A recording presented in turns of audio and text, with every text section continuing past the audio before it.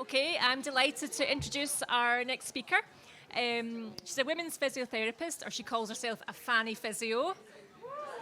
And indeed, you may have seen her, albeit fake fanny, at her infamous protest at the Scottish Parliament when she flashed her merkin. She's also had a sold-out show at the Edinburgh Fringe Festival. So please welcome Elaine Miller.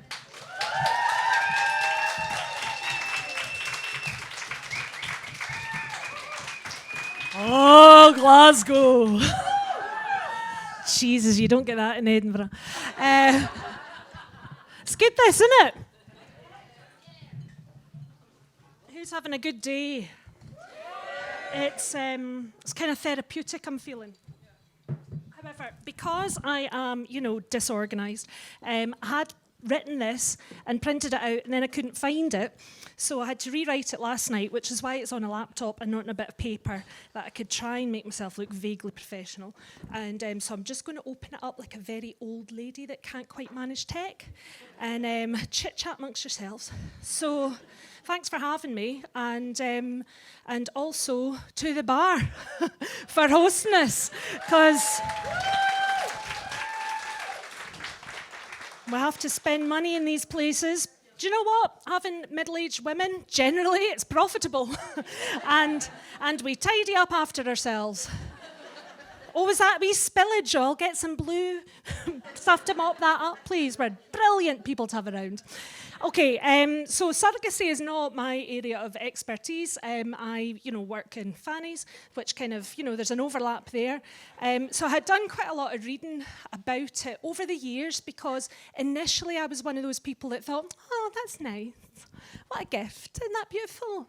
And then started thinking a bit more practically about it round about the time I had a baby crowning out myself, and thought, you couldn't pay me enough. So I'm also looking at, see the writing from the second wave feminists that I never looked at before, because I don't have a background in, feminism or anything like that. And I've been trying to read a bit of Dworkin, because she's amazing. And she had in her right-wing women, men have not yet grasped that women are not baby-making machines, and women's bodies are not commodities best suitable to be sold. Otherwise, surrogate motherhood would be unthinkable. And I think, well, that kind of sums it up, so thanks for coming. And I think what she said in '83 is really relevant today, because if we're going to be able to legislate for surrogacy, which is what they're trying to do, you have to understand what motherhood and pregnancy are and what the postnatal period is, and have clear language to be able to describe that. And I'm sure you've noticed, but language is a little bit of a hot topic at the moment, especially with regards to women and pregnancy. I am a woman, I was pregnant, I breastfed my babies, and that's the language that I want to see used. Nothing else is not suitable. Joanna Cherry said, you cannot protect women's rights if you cannot define what a woman is, which is succinct. Now, there's another lady called Michelle Uriau, sorry, I'm going to get this wrong, Uriau, who is one of the co-founders of Mana Wahine Korero in New Zealand. She's one of the activists there, and she's been campaigning for the rights of Maori women, and especially about how language has been colonised there. And she said that language is removed, she means, from a culture by force. You read, speak, think, dream in your language. Everything that makes you you is expressed through language. So when it's removed, can you imagine what that does to you? It leaves you like an empty vessel, which I thought that applies to the surrogacy thing, because if we're going to say that women are birth givers, you'd remove instantly the link between a mother and a child, which is a fundamental relationship for that individual person going forward for the rest of their life.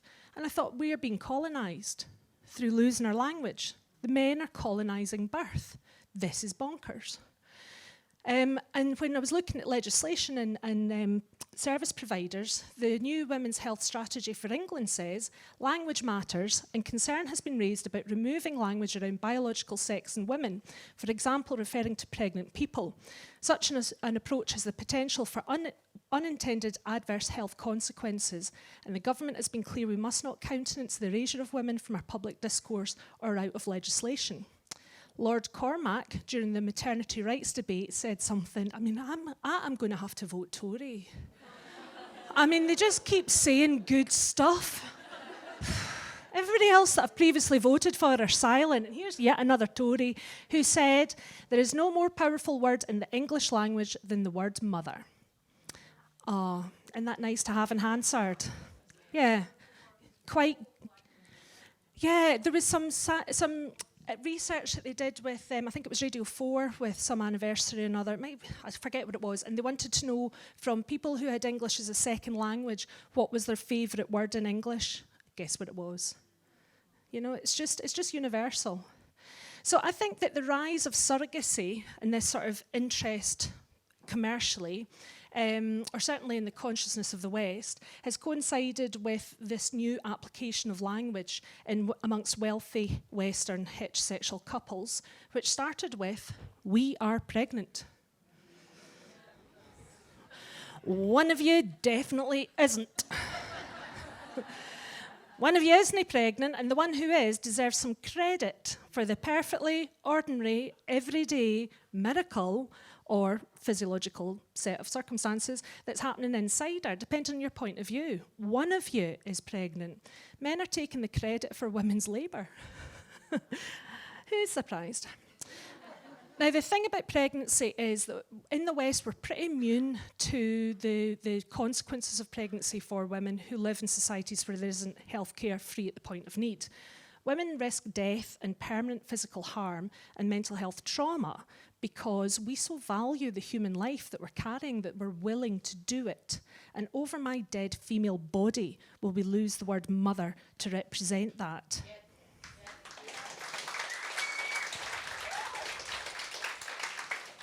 Raging. Now, two friends of mine are fanny physios as well, although they would prefer to describe themselves as pelvic health physiotherapists. And they have a podcast called At Your Cervix, and I'll give them the links to Ali, we'll put it out. It's quite good. And they interviewed a third pelvic health physio who lives in New Zealand, and she was an altruistic surrogate. So the interview is with two women that understand about birth injury and a third woman that's her specialism in her field, and she agreed to have a baby for her sister, who, because of illness, was unable to carry an infant of her own. This woman had had 3 children of her own and agreed to do this. And the podcast is fascinating because it's done in a very sort of applauding tone, because it is amazing what she's done for the sake of her family and cohesion to make her sister happy. I can understand her reasoning behind it. But when I was listening to her, she speaks a lot about how different this pregnancy was from her own 3 previous ones. And there's something unusual about surrogate pregnancies that we don't understand, because they have got higher risk of complications. The women tend to have more illnesses and just a general sense of being poorly, and have more complications at delivery than your average run-of-the-mill pregnancy. And we don't know why that is. And I don't suppose that anybody will be interested enough to do the research to find out. The thing that is worth listening to for this podcast is, although the woman and the 2 interviewing her are very positive about this experience, what she doesn't say speaks volumes. She says that she was happy and that this has been a great result for her family, but I'm not convinced, because 3 months after she delivered that 4th baby, she got pregnant. She doesn't sound happy to me. She's saying the words, but the way she is describing her circumstances, I thought, I'm not convinced that women should be risking their lives to help out a family member or a friend. I'm not sure this is good for you. There's also a thing that was in the internet somewhere, by a woman that said that she was an altruistic surrogate, and now she's against all surrogacy. She'd carried a baby for her friends and had twins. And she says that it was traumatic. She had to have treatment for post-traumatic stress disorder, which this other lady also landed up with. She didn't talk to anybody about her experience because she still finds it utterly devastating. We only hear about the positive stories in the media, pushed by organisations that promote surrogacy. It is important that people hear about how surrogacy can go seriously wrong and the lifelong impacts of that on the women who offer their bodies to be used by others. I naively believed that because of the births of my own children had gone so well, it would be simple for a surrogate pregnancy. I thought I'd done a lot of research, and I did talk to other surrogates before embarking on it. I'm left with birth injuries, incontinence, and with diastasis recti, which is a separation of your tummy muscles. And all of these cause me daily problems. I don't know what the long-term health impacts will be of taking large amounts of synthetic hormones or the potential increased risk of breast cancer, as I did not breastfeed the babies. The babies. So that's what I thought I would talk to you about, because what our legislators and service providers don't understand is that once a woman is postnatal, she is always postnatal. The narrative in the press is you go back, you get back into your genes, your body springs back, and that is not true from a physiological point of view, certainly in my case.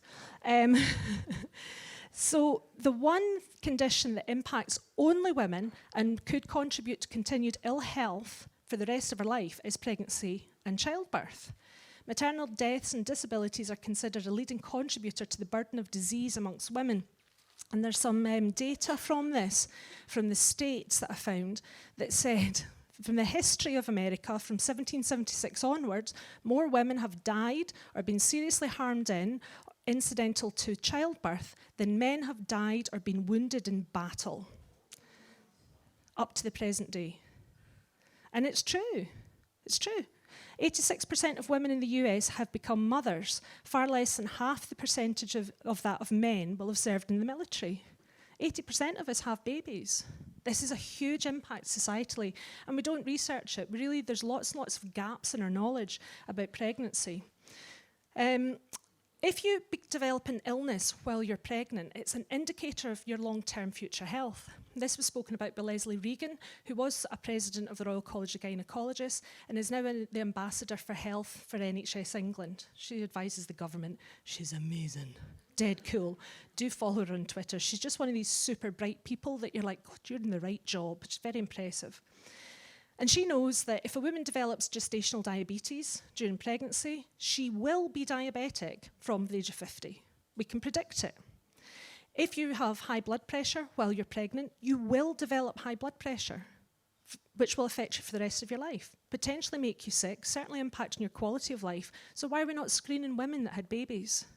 Why are we not following them up when they become menopausal? And do you think anybody is going to ever do that for a woman that has a baby, for somebody else, for whatever reason it is that she's motivated for? What impact is that pregnancy going to have on her long-term well-being? Nobody cares. However, this woman that said that she's now against altruistic surrogacy, she said that she had birth injuries, incontinence, diastasis recti, and her mood is down and she didn't breastfeed the babies. Now, birth injuries, I've got a picture to show you why we get birth injuries. Don't worry, it's not gruesome, unless you've had them. See, if I was organised, I would have had all these in a wee bit. Here we go. Right, I've got two. This is a baby coming through the cervix. So this is, women not squealing, needing quite a lot of quite good drugs. I would recommend it.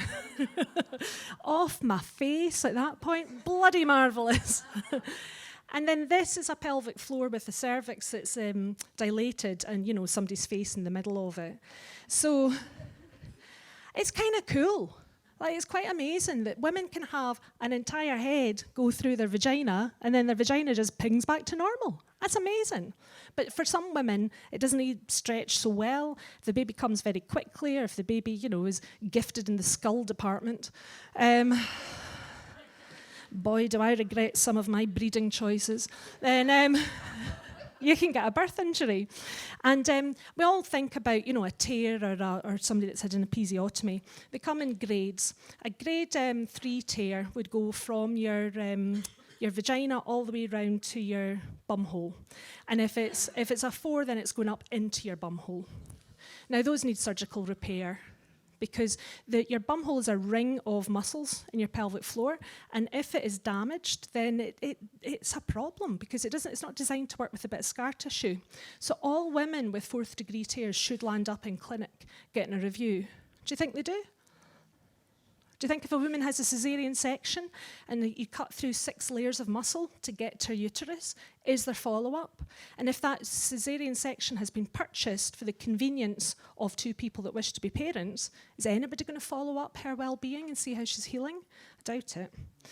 If you have a long second stage, so the pushing stage, then the baby's head is in the birth canal for a while. And I've got this brilliant image, I'll send these round, which is, so this is half of not having a baby, and then half of having a baby. This is the baby's head, and then at the side here, there's this little pocket that's got nerves and blood vessels in it, and a tiny little pocket. If you've got somebody squeezing their head against that, you're going to compress the structures that are there. So it can cut off the blood supply and the nerve supply while the baby's head is there. If second stage of labour gets stuck, nothing happens, and it means that the pressure is there for a long time, and that's what causes fistula, which is a huge problem in areas where women do not get maternity care, because the baby's head is compressing it, and that tissue dies.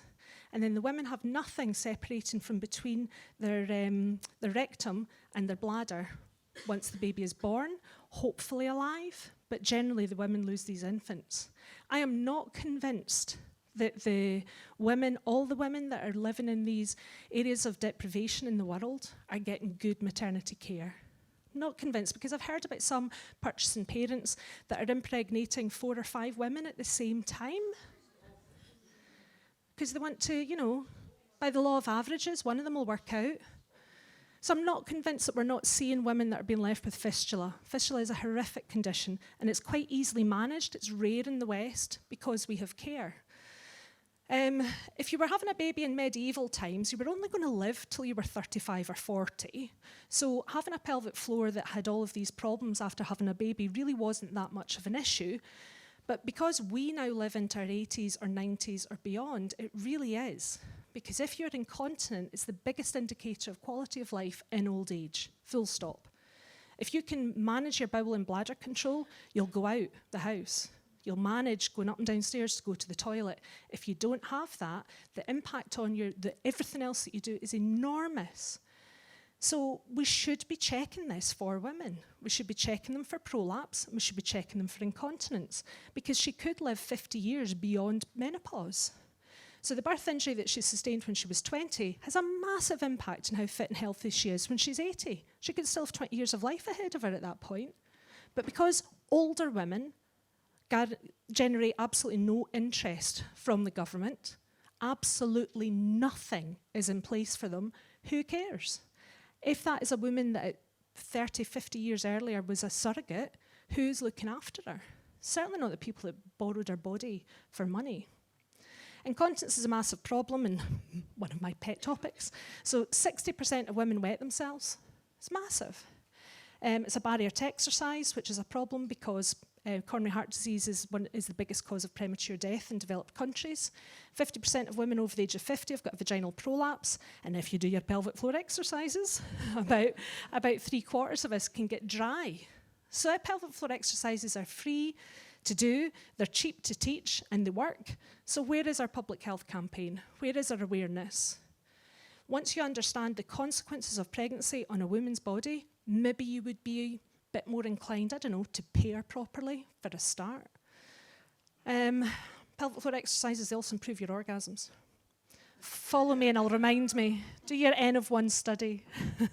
So I was thinking about using these particular issues that pertain to women as a campaigning tool. Because really, the government are not going to listen to us. They never have. And you're hearing what Anna was talking about. You're engaging in the democratic process. You're doing what they're asking of you. They're not listening. They're not going to listen. I'm a bit tired of being a good girl. I don't know about you. Now, in Edinburgh, I've forgotten where it is, Nicholson Square, there's a toilet that's been shut down by the council for about 5 years, maybe more. And I think it was built by the suffragettes. It was certainly built at the same time as Nicholson Square was built, and at that time there is records of suffragettes fundraising to put public conveniences in place because the bladder leash was a problem. Urinary leash. Women couldn't get out and about and participate in society. So I want to do a community buyout of this toilet and turn it into a centre for women's health, single-sex toilet. Oh, well, that'll work. And we can tour around fundraising and just find out where all the toilets are, because the council have been shutting them down, and we can just get them all opened up and take them over, because we need them. How hard can it be? And I think there might be political will for some of it. So I would just want to go around evangelising about women's health and then sneak this other stuff in. Because surrogacy is quite a distasteful topic. You know, you're buying a baby, Tom Daly. Such a national treasure. I'm like, I want a word with that man. Mainly about his knitting, which is shit. Fucking 90 quid for a stupid, nasty knitting. So I'm going to do that. I'm going to tour around. We're going to have orgasms for all. Right, diastasis recti. Here are some peeled women. This is a woman that has never been pregnant, and her abdominal muscles in the front, you know the bit where the man gets a six-pack, and I do not.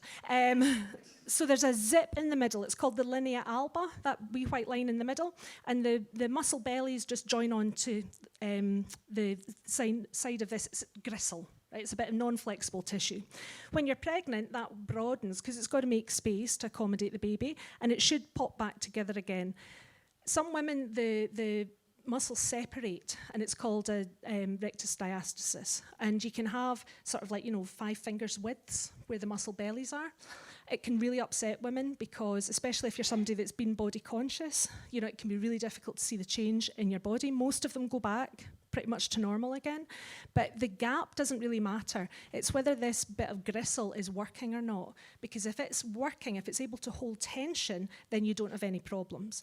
If you've got a width between your muscle bellies and it's not fixed, you don't get sent for treatment, it trebles your risk of getting vaginal prolapse. You're more likely to get back pain. You're more likely to be incontinent. It's a problem. Fix your posture and all sorts of things. So usually once a woman's postnatal, she's left with a slight broadening of this. Usually her rib cage is broader as well. It never quite goes back to normal. Or your feet. Don't really understand what all that's about, but fucking hell, your brain. So we should be rehabbing women. Now, I have yet to hear of a surrogacy arrangement where the woman was sent for postnatal physio or any sort of ongoing checks for her health and well-being. Certainly never heard of anything being done to make sure that her muscles have come back to normal. And because a lot of the women are getting pregnant through IVF, the risk of multiple pregnancies is much higher than your common or average pregnancy. So she's far more likely to get rectus diastasis. So why are we not looking after her? Breastfeeding. Right, breastfeeding is weird. Now, I know there's lots of breastfeeding advocates in the room, and I stand by it, because it was perfectly normal when I was doing it, and the moment I weaned those babies, I'm like, that woman is breastfeeding her baby, and you're not supposed to say it, but it's just weird. Your body is producing food. What? And now that I'm menopausal, I'm hoping that I'll get, bacon out my knees or something. It's just amazing.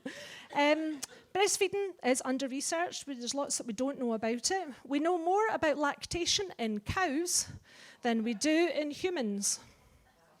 There's a whole lot of work looking at what you can feed a cow to increase its milk output, and nothing about women. Isn't that amazing? Because milk has value if it comes from a dairy herd, and so does formula milk. But from you, you'll just get judged if you're not producing enough. The right of the baby to access breast milk is missing from all surrogacy arrangements. The baby is designed to be fed from breast milk. That is not to say that mothers that choose to use formula feeding or for whom breastfeeding doesn't work out are doing wrong or they're lesser mothers, but the natural state, what the baby is designed to do, is to feed from the mother. Now, we need help to do that because it's not easy. Having had my nipples sucked to the back, the baby, when it latches on properly, your nipple gets sucked right to the back of its throat. It's weird. You remove the baby from your breast and you've got effectively what looks like, those wee golf tees that you put, that, weird. Anyway, kind of cool though. So, as long as the baby is fed and the mother is happy, that's all that really matters. But Breastfeeding is amazing. Your nipples sample the baby's saliva and can tell if the baby's getting sick or the baby is about to grow. And if the baby's about to have a growth spurt, your breasts change the consistency of the milk to put in extra protein and extra fat. If the baby's got, an infection, your breast milk changes, so it's full of white blood cells and it's extra watery. How cool is that? It's bizarre. It's weird, but cool. Now, this link between the mother and the infant is really under-researched. It's called the 4th trimester, because really the mother-baby dyad, if you look it up, that is you being in a symbiotic relationship. You're not your own person. You're linked to this infant, because babies are manipulative little sods, and all they have to do is influence your behaviour so you respond to them and give them what they need. It's like a red flag. It is a coercive relationship and it should not be encouraged. Mothers can benefit from it because babies can sense if there's something that is going on with your body that puts them at risk. This is why chronic conditions can radically improve during pregnancy. Things like multiple sclerosis or fibromyalgia or rheumatoid arthritis, a lot of women find their symptoms disappear during the course of their pregnancy because that fetus needs you to survive and be happy and healthy. Manipulative. So what surrogacy does is it purposefully decouples this link between two people. And everybody understands that because we have a visceral reaction when we hear about a mother that's separated from her infant child. Through whatever circumstances that happens, it is always a tragedy. And it just demonstrates the importance of this bond. My smell and sound and heartbeat were all that the babies knew before they were born. They were used to the darkness of my uterus, and then before they know it, they're in front of a cold, bright, noisy, overstimulating room. And the only thing that's familiar to them is me. My body is important for them because babies that are stressed don't thrive. So if we remove an infant within a few hours of birth, what are we doing to that child's development? It's a tragedy. If you don't do it to puppies, you shouldn't do it to people.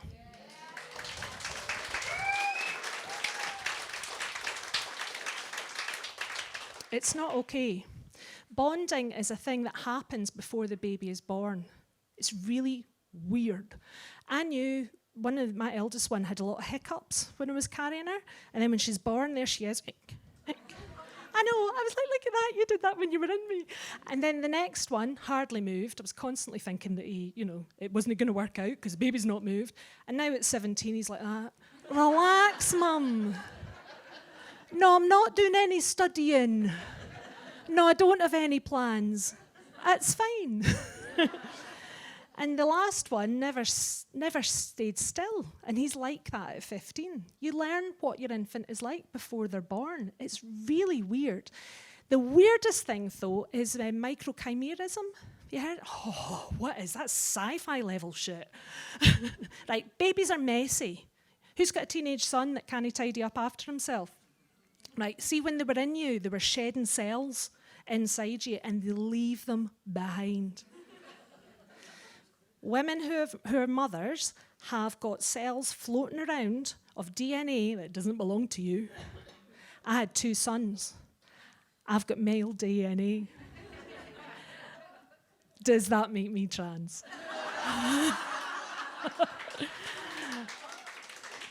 Because I could do with another protected characteristic, because the ones I've got aren't working. So I don't know if microchimerism is something that this sort of like maternal instinct that women are often crippled by, because my body did weird shit when the babies were getting bigger. You know that bit when they fall off a thing and they're going to hurt themselves? I was sprinting across a park before they screamed. That gasp of, I've fallen off something that I shouldn't have been on in the first place. I'm halfway. Do I look like a runner? It's weird. Your body belongs to them. My breasts woke me up. I never woke up for them, screaming in the night. I'm a terrible mother. But my tits, they were on duty. They heard the baby, and it was being wet that woke me up. It's weird. These things are not discussed in any of the legislation that I've seen. I haven't seen anybody give an impassioned account about what motherhood actually manifests it for, and that includes within the feminist discourse. There's very little talk about it, there's very little research about it, and I don't know if that's because, the second wave feminists, they were looking for reproductive rights. They were looking to be able to control their fertility because having motherhood imposed on you disrupted your life, and that was important at that time.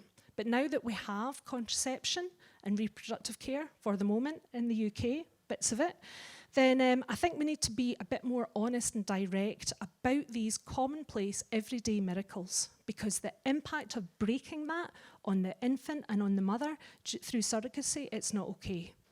I am not sure that somebody who is unable to put their own wants above the needs of an infant is a suitable parent. I am not sure. If we're going to allow that, I need to see some pretty strong evidence to support it. Because people who make good parents, it's not the people with financial resources, it's the people who will drop everything to run and rescue the child. That's not the people who are buying it.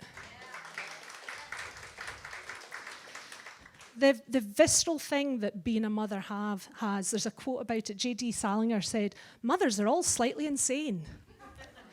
I have to say I agree with them, because if there's something that's threatening your infant, you become fierce, really fierce. You become physically powerful. You can lift stuff off of the thing that's crushing your child. It's quite terrifying. It's not until afterwards that you think, God, I did that. Just the discipline of parenting makes you fearless. If your children are under threat, there is an adaptive response that we share with all female mammals. It makes you animal. Mama bear is an expression that I hate. It's like, what's the other one? Tiger mom. I just can't anyway. But I think it's got a point, because it's about you threaten my kid. You threaten my kid's rights, and I'll be in your face. Nicola.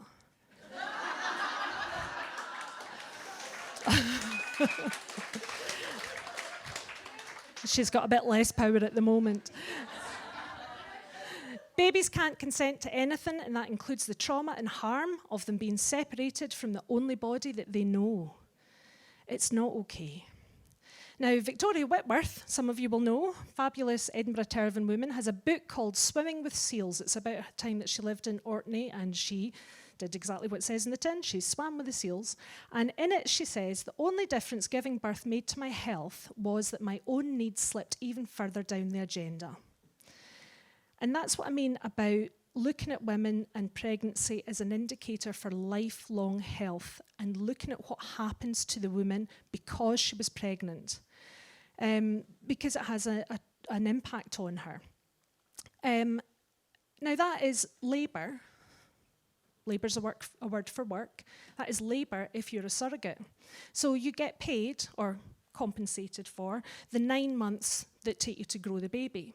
But it takes 9 months to recover from a pregnancy as well, from a physiological point of view, and I'm not aware that they're getting paid for that. And if you're left with a condition that changes your body forever, like these women that I'm talking about have, I've got my picture of the breastfeeding. Oh, that's annoying. Hang on. See, professionals, they wouldn't do this.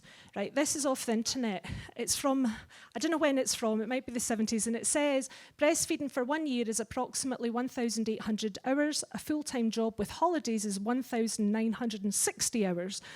So, it's a job, but look, can you see, she's lying down, and her boob is being sucked up by that child. Like, they start to use your body as a chew toy. This is a thing that we don't teach women about with the breastfeeding advice. We teach them how to latch the baby on and stop your nipples from being shredded. Nobody tells you that once the wee sod has got head control, they're going to be really nosy and looking at everybody at the bus stop, and your boob is getting tugged around. I love that picture, and I can't find where it's from. Anyway, so wages. 9 months to grow the baby, 9 months to recover, plus whatever future illnesses you're going to encounter. It's not minimum wage that this woman's getting paid. And this is coming from people who say that they're lefty. They say that they're about inclusion. They say that they want everybody to have opportunities, and they're providing slavery wages. There is no union. Talk is cheap. Women are cheap. Babies are cheap. We lost our way when we demoted motherhood, the words, to a transaction. Grown human beings is the closest to a sacred state that I think a human can get. And motherhood has a profound impact on two people.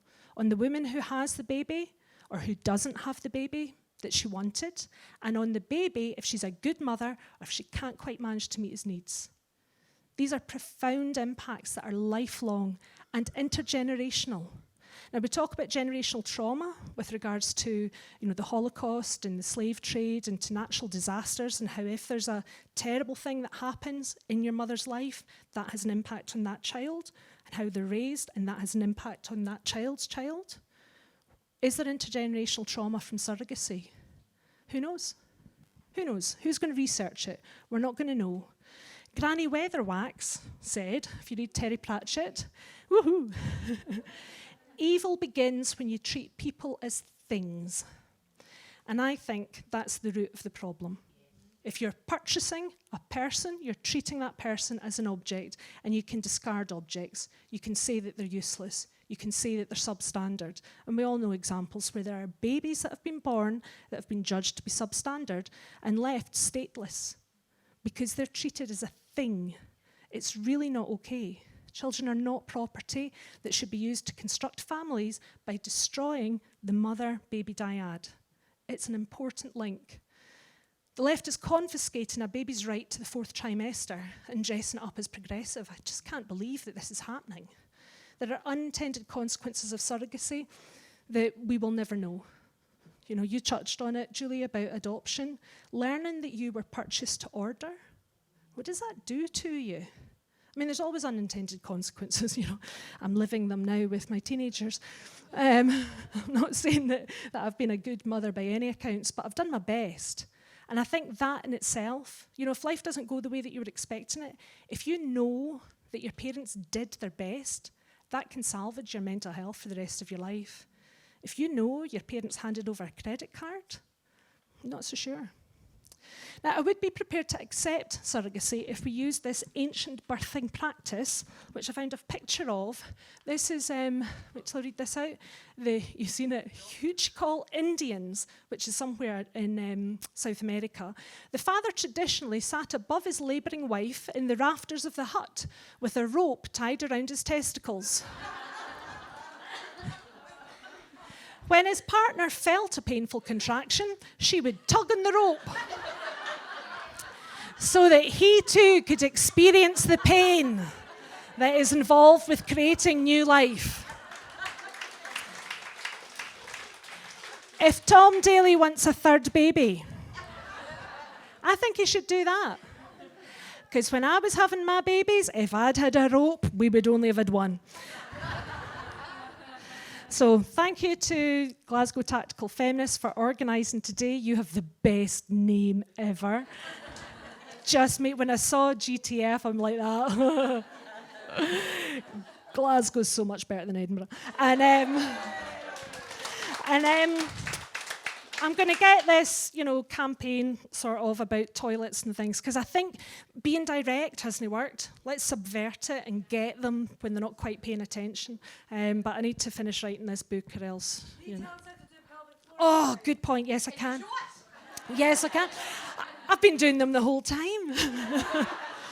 Right, so your pelvic floor is the muscles at the bottom of your pelvis, and that's where your pee hole, your bum hole, and your fanny go through, and their job is to squeeze and lift. Right, so when they contract, they squeeze your pee hole, your fanny, and your bum hole tight shut. If you don't have a fanny, they squeeze your pee hole and your bum hole. If you've got something in between because you paid money to get it, come to clinic because we need to spend some time together. So imagine you have got a really nasty fart coming, right? Not a nice fart, nasty. You've been out drinking. This is basically tomorrow morning's fart, right? You've been out drinking far too late. You had a dirty kebab on the way home. This is going to be horrible. And this fart is trying to leave your body when you're in a lift with your mother-in-law, your boss, some of your elected representatives you might not mind farting in their face a bit, and yet the Greens. I know they might like it, Leslie. You've always got to watch that slight twist into fetishistic behaviour. And the person that you've got your secret crush on, right? They're all in the lift, and you are going to do something nasty. So you're going to squeeze your bumhole tight shut to stop that wee fart from coming out. And if you pay attention to what your bumhole's doing right now, it's squeezing and lifting. Or it should be. The lift bit's important. That's how you get a good pelvic floor contraction. And that's evidence-based. Somebody did a PhD. She did. She's brilliant. She just shouted at people things like, imagine there's a zip. Imagine you're picking up a blueberry with your vagina. And my favourite one was, imagine you're lifting your testicles to your spectacles. And it works even if you have neither testicles nor spectacles. Isn't that brilliant? But the one that worked the best was, imagine you're holding in a fart. So you're going to take it. It's easier to do on an exhale. Because if you take a deep breath in to do it, which is what lots of women do, they go, oh, it's working. No, that's holding your breath. When you take a deep breath, your diaphragm goes down, so your pelvic floor is having to push up against it. So it's much easier to do if you sigh out and then squeeze and lift your bum hole. And you need to hold it for a count of 10 seconds, which is quite a long time.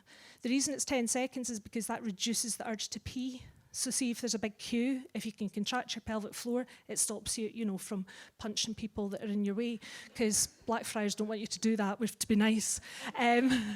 So you deep breath in, sigh out, squeeze and lift, see if you can get to 10 seconds. If you can't get to 10 seconds, then you need to work on it. And then you do 10 quick flicks in a row. They go like that. Oh, I'm going to fart. Oh, it's all right, it's going away. Oh, that's going to be horrible. Oh, it's all right, it's going away. And you do that 10 times in a row. Right? Hold for a count of 10, 10 quick flicks, 3 times a day is what the evidence says. 3/4 of women can get dry within 3 months of doing those 2 things 3 times a day. But actually, there's other evidence from my social media stuff that somebody researched. A PhD student took all the numbers and she's publishing it as a paper. Which means I'll have evidence that I can go thank you to everybody that said, that's stupid and you should be struck off. I've got new reasons for being struck off now. Hold for a count of 10, 10 quick flicks, 3 times a day until you're dry, and then once a day, every day until you die. 10, 10, 3. And if it doesn't work, don't put up with it. Please don't. Come to clinic. If fanny physios can't fix you, we'll know somebody who can. Please don't. It's the most awful thing for women. It is a real feminist issue, and I could wang on. So thanks very much for listening. I think we're going to have chat now. Is that right? Oh, yeah. I'm sorry, I don't want to do that.